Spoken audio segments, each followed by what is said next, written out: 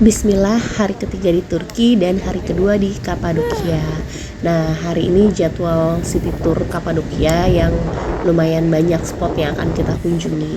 Tapi sebelum itu kita pagi-pagi ini explore dulu. Kayak ada rooftop di atas kamar-kamar temanku. Ini view-nya menarik karena dia dari ketinggian yang mungkin bisa dibilang paling tinggi ya di hotel ini. Dan cuacanya ini nih lagi dingin, sebenarnya nggak terlalu dingin tapi anginnya yang bikin kayak rasa 1 derajat gitu. Nah, spot pertama yang kita kunjungi ini dia letaknya persis di depan Pigeon Valley yang kemarin kita baru datang foto-foto. Ini tempat batu khas Turki gitu kan. Jadi batunya itu lucu, bisa berubah-berubah warna tergantung cahaya. Bisa jadi hijau, coklat, merah, kuning gitu. Tapi ya berhubung harganya lumayan ya. Pokoknya di Turki ini tuh harganya bener-bener kayak harus nyiapin budget banget, dan aku nggak mempersiapkan budget sebanyak itu. Jadi kayak ya udahlah, daripada aku cuma lihat-lihat nggak beli, jadi mending aku nyebrang ke Pigeon Valley ya sambil nikmatin pigeon-pigeon yang kemarin nggak ada. Nah, hari ini next spot kedua kita adalah underground city. Jadi kota bawah tanah yang dulunya tuh banyak ya masyarakat di sini tuh membangun kota di bawah tanah. Tapi ini termasuk yang underground city, ukuran mini sih karena kayak cuma beberapa ruang terus udah selesai. Ada beberapa underground city yang luas gitu. Jadi dieksplornya juga benar-benar sampai kita harus nunduk, perjalanannya panjang. Kalau ini kan kita nggak yang harus sampai nunduk-nunduk banget kan, dan nggak yang terlalu dalam ke bawah, di bawah permukaan gitu lah. Keluar dari bawah tanah. Yang dulu. Ayo. Wow, kita masuk ke dalam.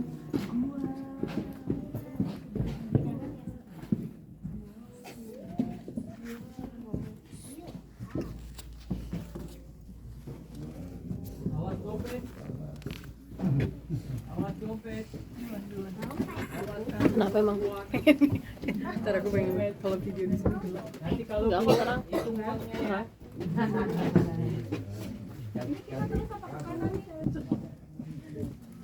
Ini ruangan lagi ya.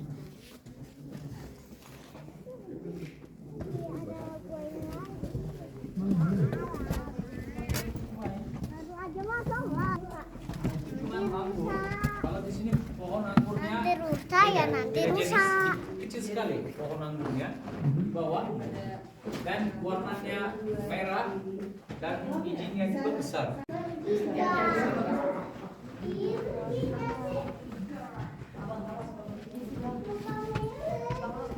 Ya Rumi.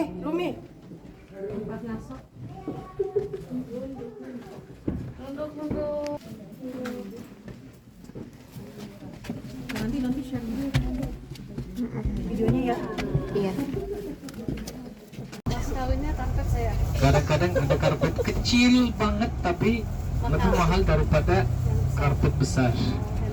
Itu handmade 100%, ada sutra, ada 50% kapas, 50%. Lanjut sutra. lagi, spot ketiga adalah spot pembuatan karpet khas Turki. Nah, di sini jadi dibuatnya itu emang manual. Makanya wajar sih sebenarnya kenapa harganya mahal, karena memang effort buat bikinnya itu tuh ya sebesar itu gitu. Jujur semua tempat yang kita kunjungin tuh menarik gitu. Jadi tempatnya besar-besar, terus kayak tertata rapi, estetik. Belum lagi kita tuh hampir semua tempat disuguhin teh kayak gini. Ada teh, ada juga kayak teh apel gitu. Pokoknya pelayanan itu sangat-sangat baik.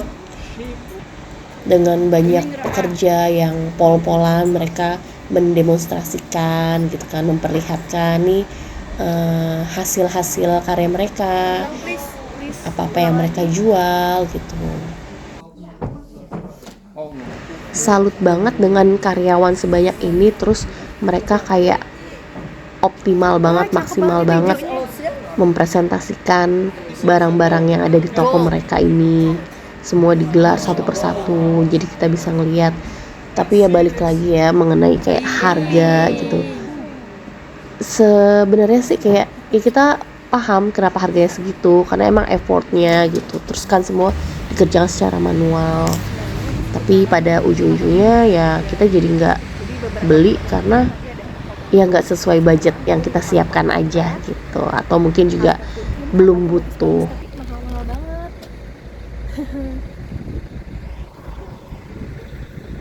Yang ada antenanya ya. Tapi itu bisa beli sendiri sebenarnya. Iya, dipasangin. Oke, Bapak Ibu bentar lagi sampai tempat namanya Different Valley atau Lembah Unta.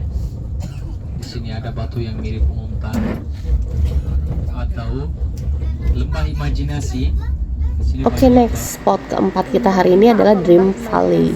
Jadi Dream Valley ini nih kayak apa ya? Tumpukan bebatuan, nggak tahu ini mungkin batu atau bukit ya, yang terbentuk secara alami. Di sini juga kayak kita bisa berimajinasi lah, misalnya oh batu ini bentuknya ini, batu ini bentuknya ini. Nah di sini ada batu yang terkenal tuh yang berbentuk unta di belakang sana tuh. Dia terlihat ramah. Hai papi. Bukan papi, kamu mah big dog. Halo Dogi. Ini saya aku nggak bisa pegang kamu, pengen ngelus-ngelus. Si Poppy. Nah, setelah kita puas foto-foto di sini, kita menuju makan siang di restoran. Jadi restoran ini konsepnya beda. Kalau yang kemarin kita udah disuguhin pasti sup dulu, terus baru main course. Kalau di sini tuh kita kayak konsepnya prasmanan. Jadi bisa nambah, bisa nyobain sesuai keinginan kita. Nah, jadi di tengah itu konsepnya open buffet ya. Kita ngambil sendiri, tapi ada beberapa tuh kayak minuman-minuman tertentu yang kalau kita ngambil kita harus bayar. Jadi pastikan kita ngambil yang gratis-gratis aja. Bukan gratis sih karena kita bayar ya, cuma maksudnya nggak dikenakan biaya tambahan gitu.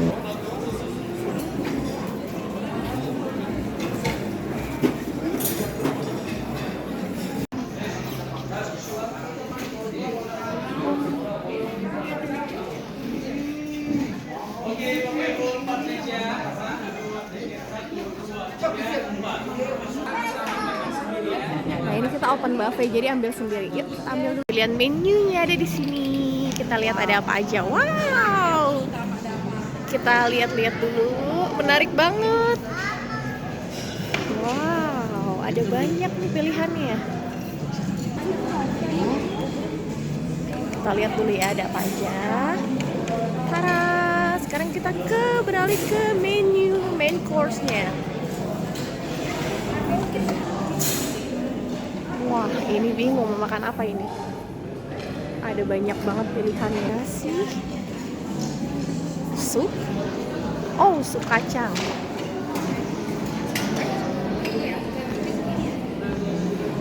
Setelah kenyang makan siang, kita lanjut lagi ke spot berikutnya. Di sini adalah spot pembuatan keramik. Jadi keramik di sini lagi-lagi dibuatnya manual ya. Kita didemonstrasikan gimana bikinnya gitu. Jadi masih dengan alat sederhana.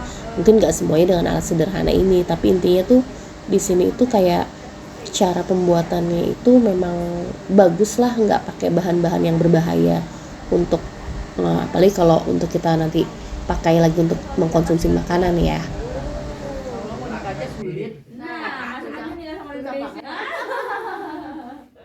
Nah, itu penutupnya Bapak Ibu.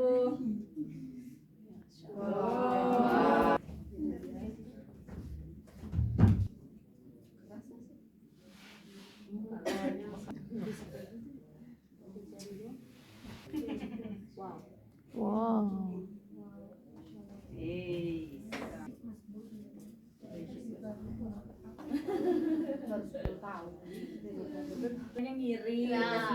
Dan seperti yang udah-udah, jadi di sini juga spotnya sangat estetik, menarik.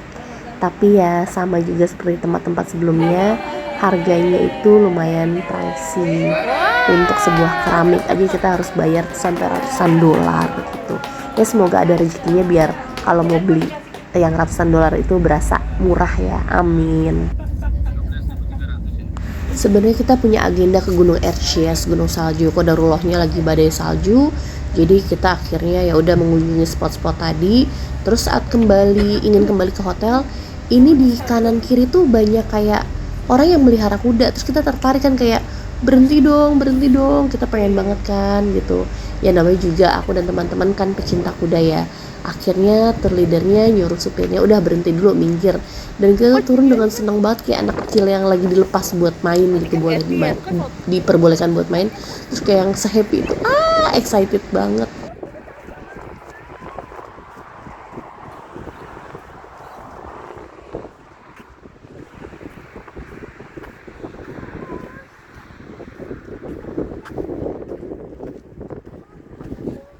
Lagi hamil.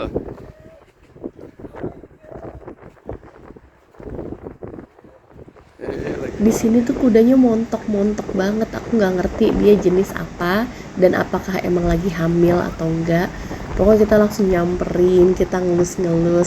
Terus yang punya keluar kan, mungkin dia heran gitu ya. Heran, ini siapa, orang dari mana datang tiba-tiba ngelus kudanya, kelihatan begitu excited banget. Ya terus kita ya komunikasi dengan seadanya karena beliau nggak bisa bahasa Inggris, cuma bisa bahasa Turki dan kita nggak bisa bahasa Turki gitu. Jadi ada miskomnya lah.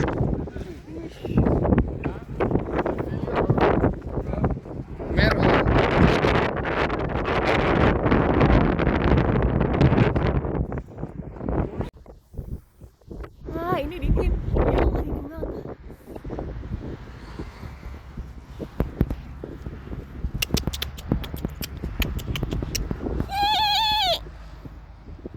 Lagi random aja, ada kudanya gitu. Ayah kenapa gak dilepas?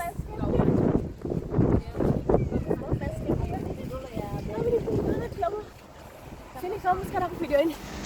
Terus abis tadi ya perbincangan tanpa tahu arahnya kemana, kudanya dipasangin pelana equipment gitu kan biar kita bisa naikin. Jadi saat kita mau naikin juga kita pasti harus bayar. Nah buat bayarnya itu kita dikenakan 300 lira per orang atau sekitar 120.000, yang itu cuma dituntun sebentar gitu buat foto.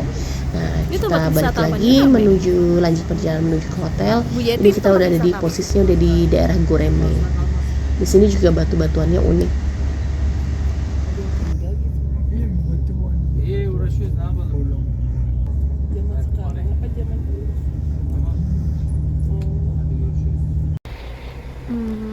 Escape. Kota-kota kita tuh bener-bener di pinggir ini kayak. Dan tibalah kita di hotel kesayangan kita, Hermes Cave Hotel, yang letaknya ada di Ucisar, Kapadokia. Kapadokia dan Zero Face. Ini view kalau dari. Oke, karena seharian kita udah tur Kapadokia, sekarang waktunya kita istirahat. Assalamualaikum.